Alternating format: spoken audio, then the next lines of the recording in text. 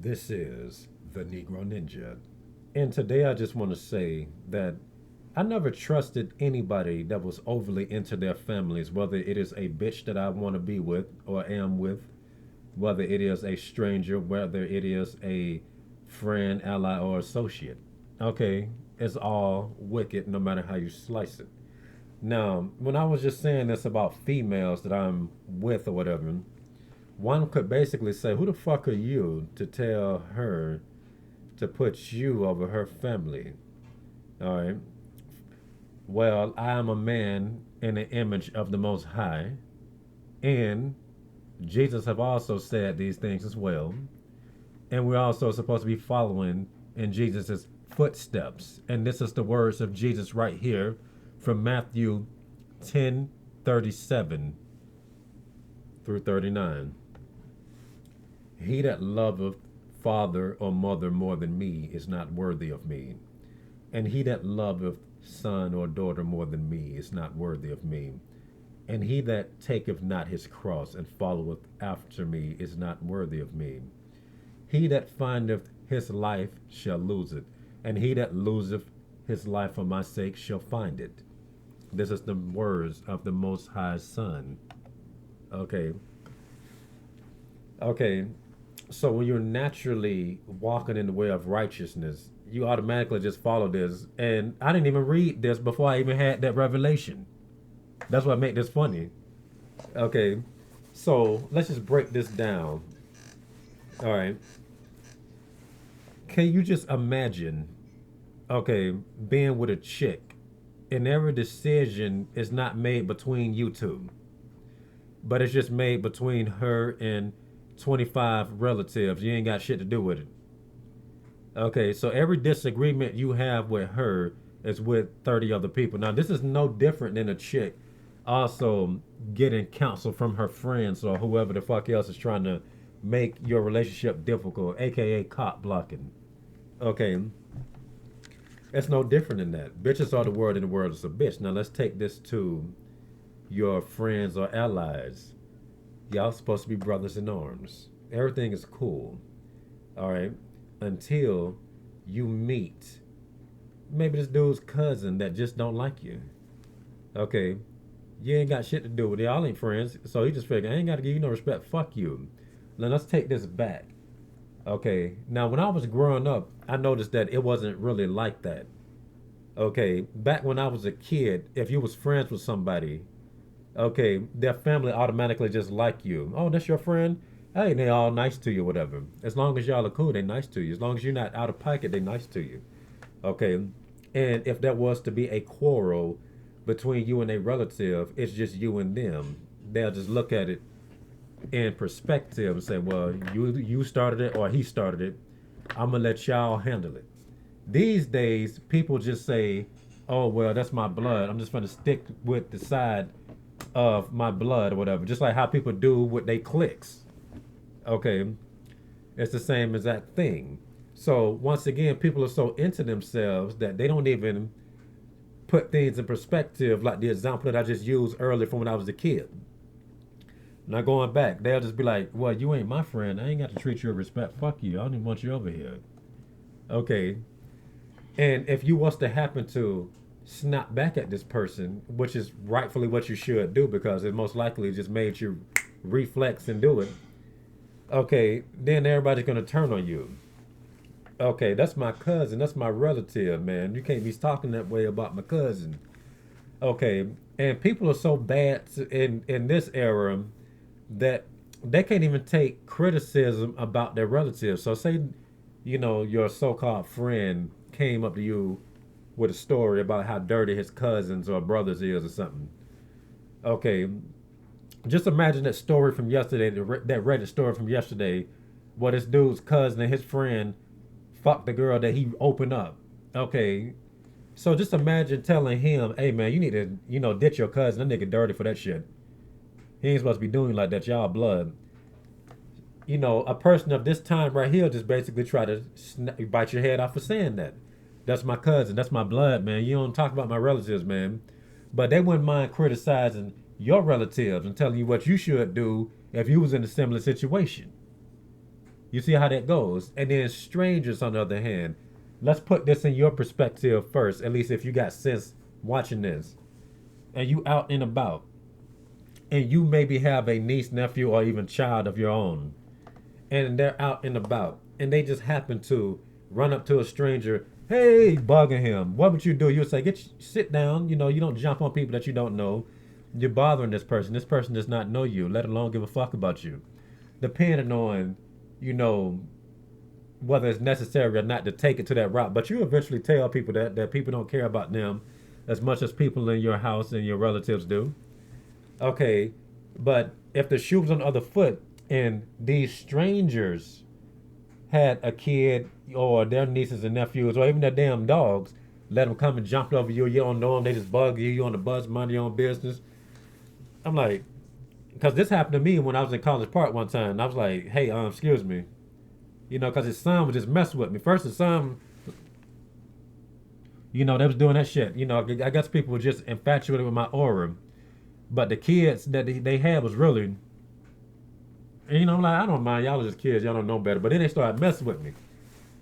And then when I told him to get his kid, he said, what is he doing? I said, get your goddamn kid. I ain't say it like that. But I was close to him like, hey, your kid is bothering me. I don't see the problem. I said, get your kid, man, you know. And that, you know, that was almost a fight on some level. But being who I am, I handled it in a calm manner. But I can most definitely see somebody else just flat out probably even decking him right after that shit. You know, if he's what's the problem? What to mean? What the fuck the problem is? It could have got like that easily. Then I heard him talking. Yeah, let me get you away from him because he might end up hitting you, and I might end up hitting him. We're gonna be fighting. I'm like, this is a stupid. And I was just low key wanted to beat his ass for saying that. I'm like, I'm just gonna go ahead and just keep, you know, mind my own business. Just somebody trying to get you in a nigga moment. But he was mumbling that shit, and I actually heard him. I'm like, you better be happy. But they just stupid like that. And this is the same mindset that you will have towards Jesus Christ himself. You so in love with yourself. Now, once again, bitches are the word and the word is a bitch. Whether it is your family, okay, whether it's your pet, whether it's your friends, it's all the same thing. Okay, that's still family, the ways of the world. Okay, we as men should have the same mindset that God does when he talks about people following him when it comes to not only our wives, but our allies and associates. Okay, like Jesus said, you're either with me or you are against me, and that is true. Okay, and that is true. Now let's also just go ahead and just use some other points. Okay, regarding this favoritism. And that's really what that is. Let's look up the definition of the word favoritism. All right, let's see.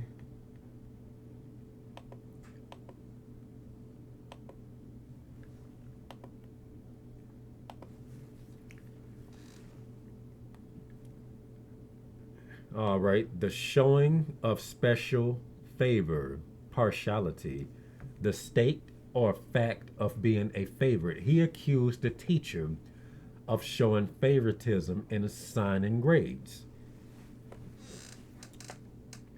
All right, and that's essentially what is happening when the world favors itself. You have to be like everybody in this world.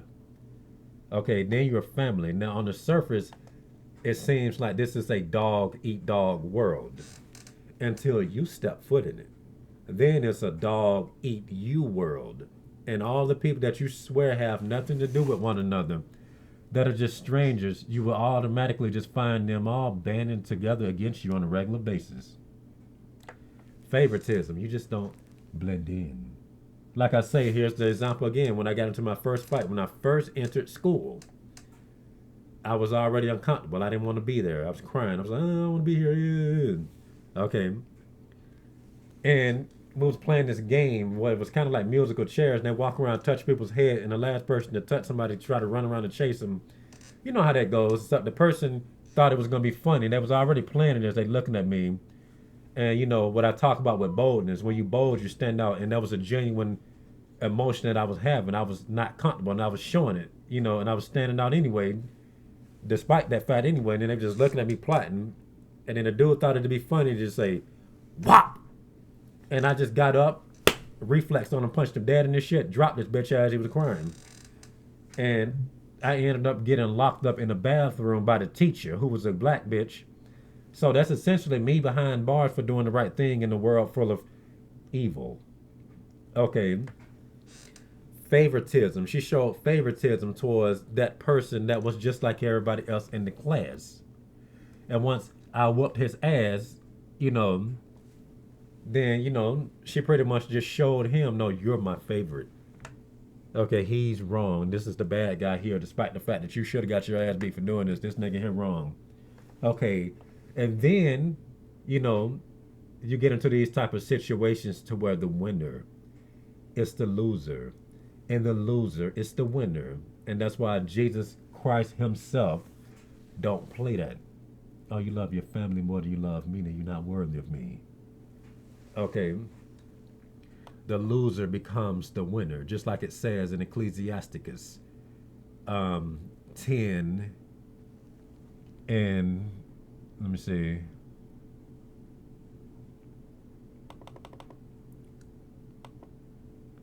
So this is Ecclesiasticus 10, 5.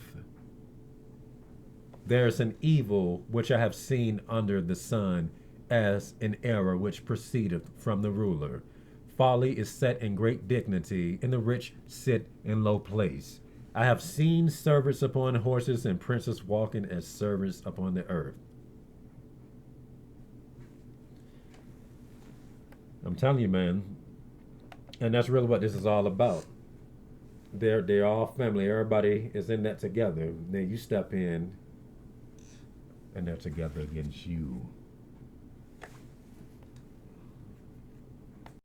All right. And I just think this is also funny going back to the stranger scenario. Fuck you. Me, me, me, me, me. My family, my family, my family.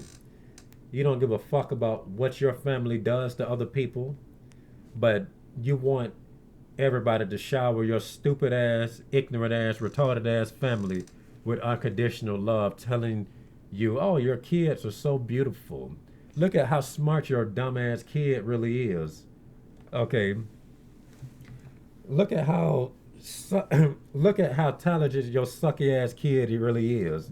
They want to hear all this type of shit and don't give a fuck about nobody else. And I can't see how people ain't really catch. Well, I know people catching it, but in many cases, the people around you ain't gonna be seeing this shit. They just gonna be going along with it. The person that is wrong is you for pointing it out. All right. The ways of the world is essentially you being so stuck on yourself and your family. Okay. Now let's take this back to dating a little bit. Okay, so if you're in a situation where you was with a woman and she tries to uphold you, always comparing you to her dad, you have to reach her daddy's standards. You got to take his place. Okay, and people are very notorious for letting bitches slide with that type of mindset and that type of vocal articulation. But they will talk about a dude for being a mama's boy. Okay, you see how that goes when they really should be questioning this bitch and her sanity and her sexuality for that. Okay, do you think about a chick taking your mama's place while she's sucking your penis? That don't even make sense. Like, how would that even go in the same sentence? Okay, like a hoe should never come at you that way when talking about taking up her daddy's role. Bitch, your daddy is the one that brought you into this world. I'm the one that's fucking you. All right. And like I said, every decision that y'all have to go through to come to a conclusion with, instead of this, she goes over here. You're like, what the fuck just happened? Okay, and the only way that decision that you're having is going to work is if it lines up what the fuck them niggas saying. Okay. And you can also just bring this to her friends because her friends is family as well. Like I said, it's all the same. Except the family part is even worse. It's like the highest form of narcissism because chicks drop friends 24/7. But the family always stay. The Bible says, he that leaves his parents shall cling on to his wife. Therefore, this bitch got to leave her parents and cling on to her husband or, whatever the female equivalent of that shit is. Okay, it just doesn't make any sense. You got to let go. All right, like Jesus say, you let go of the ways of the world. Only then can you be free. The truth shall set you free. All right, and it seems to be what he's talking about when he's saying, "And he that taketh not his cross and followeth after me is not worthy of me." He had to bear the cross. He's walking with that heavy ass cross, all hurt, legs is messed up and everything. Just a burden. You don't got no burdens because you is with these dumb motherfuckers. They're not gonna give you no burdens. Think about it. Okay, the one motherfucker that stands out and that's philosophical and just see reality for what it is, get the most issues with bitches and dumb motherfuckers around him. Okay, but if he's out there drinking with them and smoking,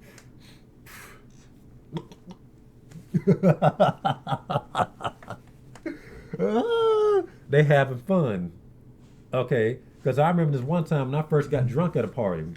Okay, I was with some people that I knew from high school, and they invited me out to a party. And I'm not never really the person to click with many people anyway, but people still seem to like me for some reason, so they invited me.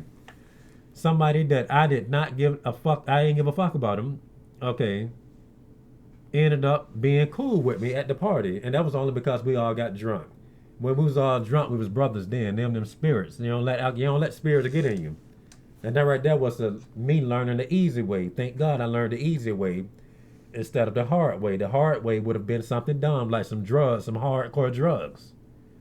Okay. And I was like, yeah, I don't really see the point of being high end or drunk. I don't feel like I'm in control. I don't see why people brag about it. Okay. And you're not in control when you're with everybody else. When you're by yourself, okay, you get closer to the Most High. You sit there and you think, let me get into the Word. Like I said, you have to remember this.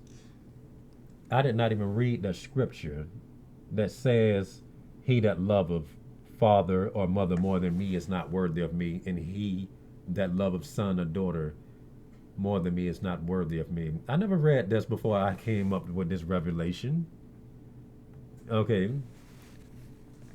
And that right there just shows you why other people, they can just sense you from a mile away. Like they know, like I say, the mustard seed. You look at the mustard seed, and if you don't know better, you don't even know what it is. But if you do know better, you be like, oh shit, I'm gonna get this. That shit, that'll look good in my backyard. That's gonna be big as shit. Okay, they know this, and they just want to stop it. Okay, and then another part I want to talk about right here. He that loveth the son or daughter more than me is not worthy of me. And once again, when they say he, they talk about humankind. Okay, so just imagine being with a chick that has children. How will you and her ever be close if she favors her children more than you? This is why when a wife divorces her husband, the kids stay with him. Okay, and she's supposed to just go and start a life with a new dude and raise his kids. Okay, but that's not to say that a man should mistreat her kids or whatever. Because if you, like I say, I might have to do a whole nother video about this because I'm somebody that'll say a man shouldn't raise another man's kids. But like I say, it takes discernment because it takes discernment to really separate yourself from an ain't shit dude that'll say the same thing. So I guess I'm gonna end it here and maybe do a video about that. And this has been the Negro Ninja, bringing you your Negro message for today. Negro out.